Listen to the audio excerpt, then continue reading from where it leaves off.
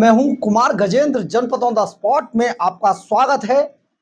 हमारे एक दूसरे social media platform podcast with Kumar Gajendra में भी आपका स्वागत है, जहां आप हमें सुन सकते हैं। देश के अंदर अरविंद केजरीवाल एंड कंपनी जब आई थी तो ये आए थे राजनीति में बहुत कुछ सुधारने के लिए और साफ सफाई करने के लिए, लेकिन ये राजनीति के अंदर एक ऐसा उदाहरण बन के रह गए हैं जो भ्रष्टाचार के अलावा देश में कुछ इन्होंने दिया ही नहीं। यानी हर तरफ भ्रष्टाचार, और इनके भ्रष्टाचार और कुकर्मों की वजह से आज देश के अंदर यह हालात हो गए कि प्रधानमंत्री नरेंद्र मोदी और गृह मंत्री अमित शाह को आज लोकसभा के अंदर एक प्रस्ताव लाना पड़ा। और यह प्रस्ताव ने ना केवल भारत की राजनीति को हिलाकर रख दिया है, लेकिन इस राजनीति की जो गरिमा है उस पर बहस छिड़ गई है। बहस इसलिए छिड़ गई है कि कुछ लोग, कुछ मुट्ठी भर लोग जो करप्ट हैं और नेतागिरी को और नेताओं को आम जनता से अलग रखना चाहते हैं, ऊपर रखना चाहते हैं, वो इसका फेवर कर रहे हैं। और जो लोग ये कह रहे हैं कि सचमुच ये बहुत अच्छा कानून है, वो अलग है। यानी कि करप्शन का सपोर्ट करने वाले गाहे बगाहे और जो करप्शन को हटाने वाले, वो उनके लिए अच्छा कानून बताया जा रहा है। दरअसल है क्या, जो मोदी अमित शाह ने जिस तरीके से ये पूरा कानून ड्राफ्ट किया, इसके बैक में आखिर है कौन? इसके बैक के अंदर दरअसल अरविंद केजरीवाल की वही गंदी, दूषित, प्रदूषित और जहरीली राजनीति है जिसने देश के अंदर यह बहस छिड़वा दी थी कि क्या कोई मुख्यमंत्री बिना इस्तीफा दिए जेल जा सकता है, और क्या मुख्यमंत्री को अगर शर्म ना आए तो वो जितने मर्जी दिनों तक चाहे वो जेल में रहे और वहीं से सरकार चला सकता है। हालांकि सरकार तो चला ही नहीं जा सकती, लेकिन जिस तरीके का यह उदाहरण दिल्ली के अंदर पेश किया गया, उससे सचमुच ऐसा लगता था कि देश को एक ऐसे कानून की जरूरत है जो कि नेताओं को भी उन आम लोगों की कैटेगरी में ला दे जिनके ऊपर, एक सरकारी नौकर के ऊपर अगर किसी भी तरीके का कोई आपराधिक आरोप लग जाता है तो 24 घंटे के अंदर अंदर अगर उसके खिलाफ कोई एफआईआर दर्ज हो जाए और उसको लॉकअप में भी अगर 24 घंटे तक रहना पड़ता है और इसकी सूचना उसके ऑफिस को दे दी जाए तो 24 घंटे के अंदर अंदर उसकी नौकरी चली जाती है, सस्पेंड कर दिया जाता है। लेकिन नेताओं का देखिए, नेताओं का वीवीआईपी कल्चर देखिए। जो अरविंद केजरीवाल कहते थे ना, हमें वीवीआईपी कल्चर नहीं चाहिए, असल में यही तो वीवीआईपी कल्चर है। नेताओं का वीवीआईपी कल्चर देखिए कि नेता तिहाड़ जेल में, सत्येंद्र जैन तिहाड़ जेल में बंद हुए और सत्येंद्र जैन बंद होने के बाद भी 1 साल तक आराम से तिहाड़ में मसाज करा रहे थे, और वो खुद जेल मंत्री थे।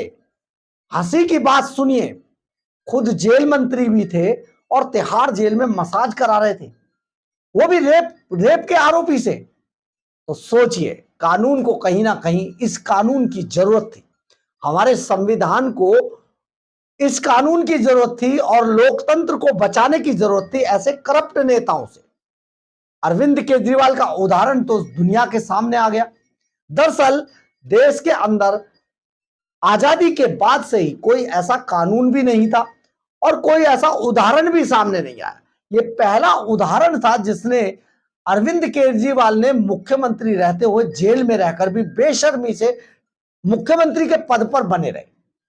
आप सोचिए, एक व्यक्ति जिसको सरकार की सुरक्षा मिली हो, सरकार का स्टाफ मिला हो, गाड़ी ड्राइवर सब हो, और वो तिहाड़ जेल चला जाए, उसकी सरकारी गाड़ी उसे तिहाड़ जेल के गेट तक छोड़ के आ रही है, और जब वो जमानत उसे मिलती है, कंडीशंस बेल मिलती है, तो सरकारी गाड़ी उसको लेकर आ रही होती है। इससे दुर्भाग्यपूर्ण कम से कम लोकतंत्र में नहीं हो सकता। 78 साल बाद, आजादी के 78 साल बाद कानून लाना पड़ा प्रधानमंत्री नरेंद्र मोदी और अमित शाह को कि ऐसे लोगों को, ऐसे बेशर्मों को रोकना चाहिए ताकि वो इस बेशर्मी से बाज आए। अभी तक जितने भी मंत्री, मिनिस्टर, विधायक या जो भी लोग तिहाड़ जेल या जेल गए किसी भी आरोप में, सबसे पहले उन्होंने अपना इस्तीफा दिया था। लेकिन आम आदमी पार्टी के लोगों को कोई शर्म नहीं आई, गंद मचाया इन्होंने देश के अंदर, और उस गंद के बदले आज कानून लाना पड़ गया। और लाना भी क्यों नहीं चाहिए था, बिल्कुल लाना चाहिए था। क्या ये देश के नागरिक नहीं है? फिर इन्हें वीवीआईपी ये ट्रीटमेंट क्यों मिले कि अगर ये जेल जाए तो भी ये बने रहे पदों पर? बिल्कुल नहीं। दरअसल है क्या, जो अभी का कानून था इससे पहले, वो कहता है कि प्रधानमंत्री नरेंद्र मोदी या जो भी प्रधानमंत्री यानी कि पीएम सीएम की नियुक्ति राष्ट्रपति और राज्यपाल करते हैं। राज्यपाल, उपराज्यपाल, राष्ट्रपति ये नियुक्ति करते हैं पीएम और सीएम की। लेकिन राज्यपाल को किसी भी व्यक्ति को सीएम नियुक्त करने का अधिकार नहीं है, पूर्ण रूप से अधिकार नहीं है।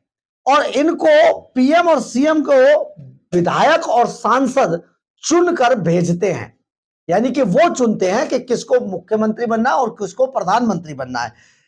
अब आप सोचिए, जब ये अधिकार नहीं है इनको, तो आखिर जब इनके ऊपर किसी भी तरीके का कोई केस बनता है तो इनको जेल भेजने से पहले इस्तीफा क्यों नहीं होना चाहिए, या करप्शन का चार्ज लगते ही इनका इस्तीफा हो जाना चाहिए। अब इसके लिए कोई कानून तो था नहीं, पूरा कानून, पूरा संविधान इसमें लाचार नजर आया जब देश के अंदर अरविंद केजरीवाल का उदाहरण सामने आया, सत्येंद्र जैन का उदाहरण सामने आया। पूरा देश लाचार हो गया क्योंकि कानून नहीं था। उसी दिन प्रधानमंत्री नरेंद्र मोदी की सरकार ने यह तय किया कि इस पर कानून लाया जाएगा ताकि देश के एक एक व्यक्ति को, लाइन में अंतिम छोर पर खड़े व्यक्ति को भी यह नजर आए कि देश के अंदर इस पर भी कानून है। मंत्री, एमएलए, विधायक ये देश के कानून से बाहर नहीं है। इसी के लिए आज देश में यह कानून लाया गया, और इस कानून के तहत जो भी व्यक्ति किसी भी आरोप में अगर फंसता है और उसे जेल जाने की नौबत आती है तो उसको अपना पद छोड़ना होगा। 52 हो गई है। अब हम आपको बताते हैं, आप अगर देखेंगे सत्येंद्र जैन जब गिरफ्तार हुए तो 1 साल तक जेल में बैठे रहे और वहीं से वो मंत्रालय चला रहे थे, यानी कि मंत्री थे वो। पूरा फुल ट्रीटमेंट तिहाड़ जेल में मिल रहा था क्योंकि तिहाड़ डिपार्टमेंट भी मंत्री जी के पास ही था। वहां इनकी मसाज कराई जा रही थी, पूरी दुनिया ने देखा, और मसाज करने वाले थे रेपिस्ट। इसी तरीके से मनीष सिसोदिया जो डिप्टी सीएम थे, वो जब जेल गए तो उनको दूसरे दिन ही उनका इस्तीफा उन्होंने सौंप दिया। यानी कि सत्येंद्र जैन और मनीष सिसोदिया में कितना बड़ा अंतर आया, एक रूपता नहीं थी।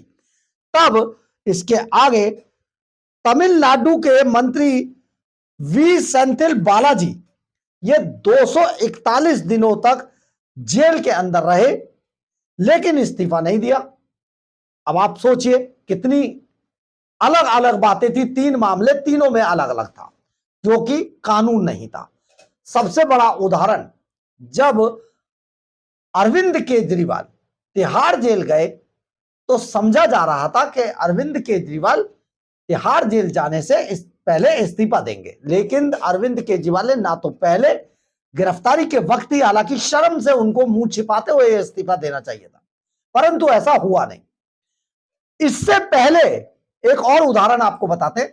इससे पहले झारखंड के मुख्यमंत्री हेमंत सोरेन को जब गिरफ्तार किया गया तो गिरफ्तारी के वक्त जब वो जेल जा रहे थे तो उन्होंने पेशकश की कि मुझे इस्तीफा दे देने दीजिए, और उन्हें राज्यपाल राजभवन के अंदर ले जाया गया झारखंड के। वहां पर उन्होंने जेल जाने से पहले इस्तीफा सौंप दिया और वो जेल गए। लेकिन मुख्यमंत्री जैसा बेशरम आदमी कभी कहीं नहीं देखने को मिला। इस बेशरम व्यक्ति ने जो राजनीति की धारा बदलने का नाम लेकर आया था, जो राजनीति में उदाहरण बनने के लिए आया था, उसने उदाहरण भी दिया तो किस चीज का दिया कि तिहाड़ जेल में बैठकर मुख्यमंत्री बना रहा। शर्मनाक था। इनकी पत्नी, धर्मपत्नी थी मैडम सीएम सुनीता केजरीवाल, वो रोज आकर भूत बुलाती थी और वहां पर बताती थी मेरे पति ने ये आपके लिए चिट्ठी भेजी है। लेकिन तिहाड़ प्रशासन ने लिखित में यह दिया कि कोई चिट्ठी, कोई पत्री, कोई बाहर नहीं गई है। यानी कि सुनीता केजरीवाल भी एक नंबर की झूठी निकली। तो आप सोचिए, ये जब पूरा उदाहरण था तो आखिर ये जेल में बैठकर मंत्री और मुख्यमंत्री कैसे बने रहे? इसके लिए प्रधानमंत्री नरेंद्र मोदी ने पूरा होमवर्क किया और इस पर आज कानून लेकर आ गए। कानून के तहत हालत यह बन गई, बहुत सारे लोग विरोध में हैं, जिनको लग रहा है कि वो भी जेल जाएंगे, वो इसका विरोध कर रहे हैं। लेकिन एक तरफ आप सोचिए, सरकार इसके लिए प्रतिबद्ध है। विरोध से किसी को नहीं डरना होता। जब अपना मन साफ हो और अच्छा काम कर रहे हो तो विरोध का कोई मतलब नहीं बन जाता है। तो ये बिल आज लोकसभा में पेश कर दिया गया। अमित शाह ने खुद अपना ही उदाहरण दिया इसमें। उन्होंने कहा कि राजनीति में शुचिता बनाए रखने के लिए जरूरी है कि हम अपनी जिम्मेदारी से भाग नहीं सकते। यही नहीं, उन्होंने अपना उदाहरण देते हुए कहा कि गुजरात में मंत्री तो मेरे ऊपर आरोप लगे, जब मैं मंत्री था वहां, तो मैंने पद से इस्तीफा दे दिया था। यदि प्रधानमंत्री, मुख्यमंत्री या फिर किसी मंत्री पर 5 साल से अधिक सजा के प्रावधान वाले केस में आरोप लगता है तो उन्हें पद से हटना होगा।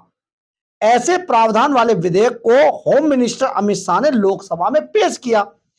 इस विधेयक को लेकर जमकर हंगामा होता रहा। कांग्रेस, सपा, आरजेडी के नेताओं ने इसका विरोध किया और कहा कि यह लोकतंत्र के खिलाफ है। इसके अलावा असदुद्दीन ओवैसी ने भी इसका विरोध किया। इस बीच अमित शाह ने खुद अपना ही उदाहरण दे दिया और उन्होंने कहा कि राजनीति में शुचिता बनाए रखने के लिए यह जरूरी है कि हम अपनी जिम्मेदारी से भाग नहीं सकते। यही नहीं, उन्होंने जिस तरीके से पूरी बात बोली, उन्होंने कहा कि अदालत के आदेशों का पालन किया। इसके बाद मैंने दोबारा जिम्मेदारी संभाली। जब इस्तीफा देने के बाद जब मैं बरी हो गया, तब मैंने ये जिम्मेदारी संभाली। जब आरोपों से मुक्त हुआ और संविधान के तहत मुझे पद हासिल करने का अधिकार मिला। यही नहीं, अमित शाह ने कहा कि यह विधेयक देश में करप्शन रोकने की दिशा में अहम कदम होगा और राजनीति में शुचिता को बढ़ावा देना। कई विपक्षी सांसदों ने इस बिल को जल्दबाजी में लाया गया बता दिया और अमित शाह ने बहस के बीच में उठते हुए कहा कि यदि ऐसी बात है तो मैं आपको बता दूं कि इस बिल को संयुक्त समिति के समक्ष पेश किया जाएगा। यानी कि अभी यह नहीं है, अभी इसको संयुक्त समिति के समक्ष पेश किया जाएगा। इस बीच बंगाल की सीएम ममता बनर्जी ने भी बिल का विरोध किया है, करेंगी, क्योंकि उन पर भी बड़े बड़े करप्शन के चार्ज है। उन्होंने कहा कि ऐसा विधेयक विपक्ष सरकारों के खिलाफ हथियार के तौर पर इस्तेमाल किया जा सकता है। ममता बनर्जी ने कहा कि ऐसा विधेयक देश में लोकतंत्र को हमेशा के लिए समाप्त कर देगा और यह सुपर इमरजेंसी की ओर इशारा करता है, बड़ा सख्त कदम है।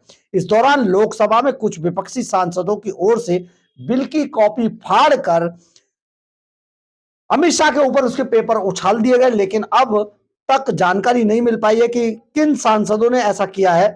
फिलहाल लोकसभा की कार्रवाई को 3 बजे तक के लिए स्थगित कर दिया गया था और बहस चालू थी, हंगामा चालू था। लेकिन सबसे बड़ी बात यह है, देश के उन लोगों को बेहद खुशी होगी, सरकारी कर्मचारियों को बेहद खुशी होगी, जिनको यह लगेगा कि अब कानून में ये नेता भी फ्री के कबूतर नहीं उड़ा पाएंगे।